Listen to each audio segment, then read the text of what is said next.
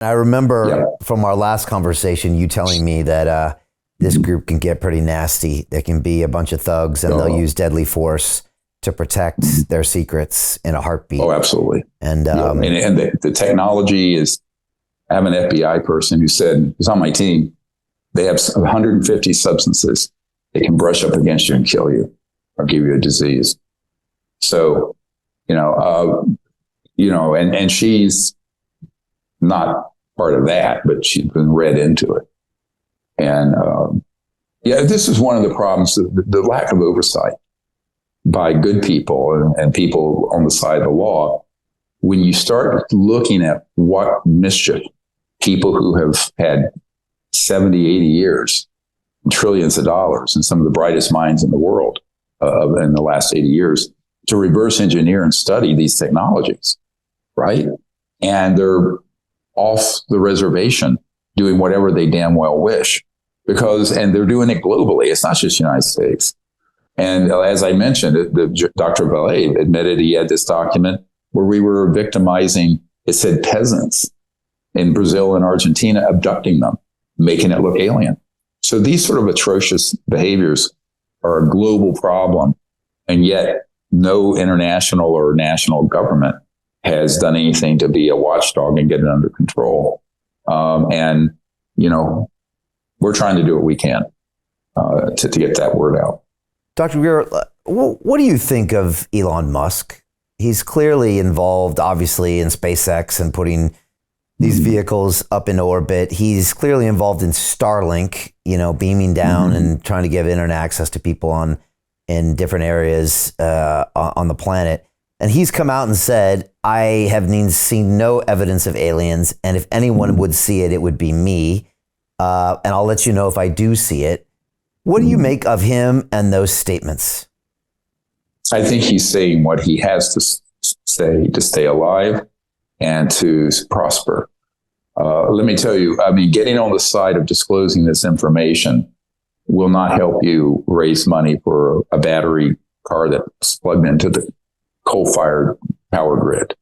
It's not going to help you get government money to put a rocket from 1940s up into space, because that's what they are. We haven't needed rockets since 1954. So I think he's saying what he needs to say to be where he is. Now, whether or not he's actually been read in and on any of this information, officially or unofficially, I can't say. But anyone who says there's no evidence for this, now I would just say, go to the Disclosure Project Intelligence Archive. It's free. Every bit of evidence you could ever ask for is in there, from government documents to landing traces. Hell, we have the original, not a copy, the original of the FAA radar case tracking the Japan Airlines 747 Heavy over Alaska, and this massive thing the size of a battleship zipping around that was an actual ET craft. And the guy who was the head investigator for the FAA, when he retired, took the original radar tracings and data and gave them to us. And that's in the archive. So, these are ironclad cases. So anyone who says they've never seen any evidence of this, now you can hand them that URL or the archive and say, look at this. And if they still say that, they're a liar and a damn liar. Now, people who haven't looked into it, you can't blame them for not knowing. People who don't know. But, I'm sort of with Senator Patrick Daniel Moynihan, who said everyone's entitled to their own opinion, but not to their own set of facts. So the archive is filled with facts and cases and firsthand witness testimony and government documents and landing evidence and radar tapes. So there it is. Now, you can have an opinion even if you want to take a blind eye and not look at it. But if you are willfully blind and make a statement like Mr. Musk did, then no one should take his opinion seriously. Just like Tyson, Neil deGrasse Tyson and others who have made similar statements. You either don't know what you're talking about, or you're a paid lackey for carrying the water. People want you to say the correct things so you can be famous and rich. Now, Carl Sagan was that kind of character. Three members of my team knew him very well. And Carl Sagan was basically, they found some improprieties in his academic work, and these thugs in the intelligence community threatened him and said, you'll be a janitor at Cornell instead of a professor, unless you tell the public what we want you to on this issue. So he became rich and famous telling people the UFOs didn't exist, there were no aliens. He had his whole cosmos series and fame.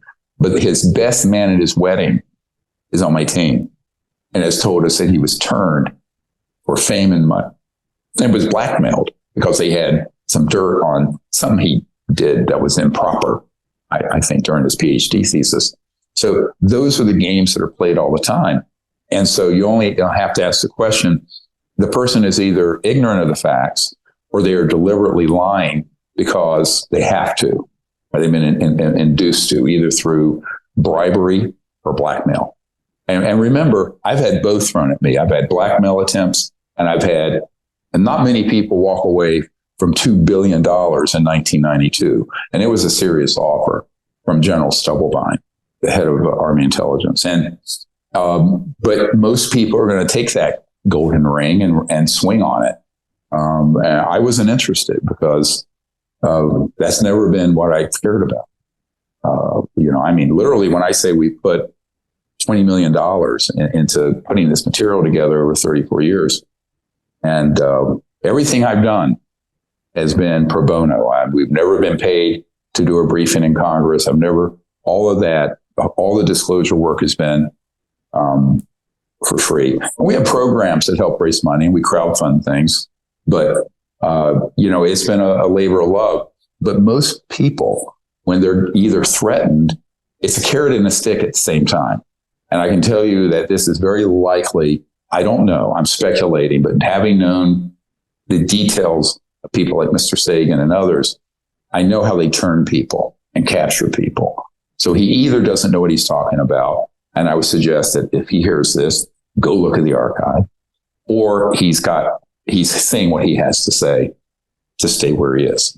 So Jim Rickards has just recorded a video that's not available to anyone in the public, and he's going to be talking about how this upcoming recession is going to be fast, it's going to be bloody, it's going to be nasty. But at the same time, he's going to show you how you can position yourself to profit from all of this chaos. Now, we've made this video only available to our viewers. Go to londonreal.tv/Jim. Watch that immediately.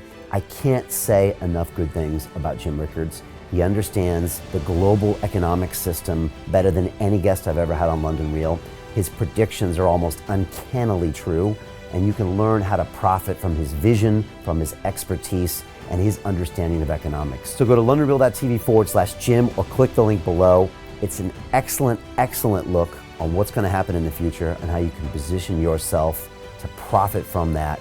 Jim is one of the best in the business, one of my favorite guests on London Real, and he's very, very good at predicting the future and showing us all to profit from it.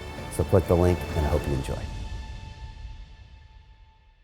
Hey, it's Brian Rose, founder of the DeFi Academy. I've told you my 4-week crypto bootcamp is amazing, but don't take my word for it. This is what my students are saying. The DeFi Academy was an amazing experience for me. It took me totally out of my comfort zone. In this course, I was challenged, I was held accountable, and pushed to do things that honestly weren't always easy. It's been phenomenal, and I can't believe we're already up on our 4 weeks. It has flown by. Going through this DeFi accelerator by far was one of the best courses I've taken. You do this course, you really get into the nitty-gritty of the activities that will make you comfortable with decentralized finance. Thank you so much to Brian and everyone at London Real and the DeFi Academy for even putting together an amazing course like this. Anybody else that wants to do it, please sign up. It is well worth the money.